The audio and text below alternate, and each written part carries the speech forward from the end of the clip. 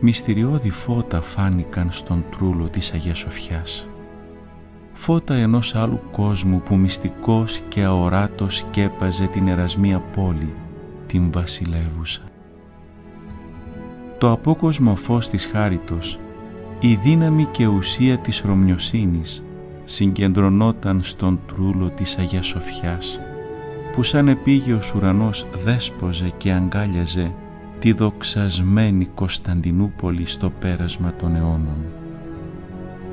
«Μας εγκαταλείπει η χάρις», είπε με πικραμένη φωνή ο Οφικιάλιος στον πατέρα Παχώμιο. «Με την μετάνοιά μας θα την ελκύσουμε πάλι πίσω», του απάντησε εκείνος. «Και τότε όλα όσα χάσαμε, πνευματικά και υλικά, πάλι δικά μας θα είναι».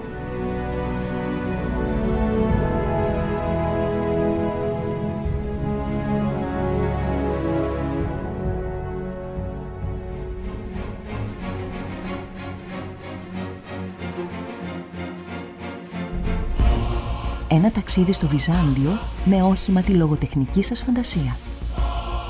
Ζωντανέψτε με την πένα σας τις μέρες του τελευταίου αυτοκράτορα, δημιουργώντας ένα διήγημα έως 2.500 λέξεις και παίρνοντας μέρος στο λογοτεχνικό διαγωνισμό που διοργανώνει ο Σύλλογος Φίλων των Απανταχού Κρυπτοχριστιανών και η Ενωμένη Ρωμιοσύνη. Διάρκεια υποβολής των έργων έως και 31 Ιουλίου του 2014.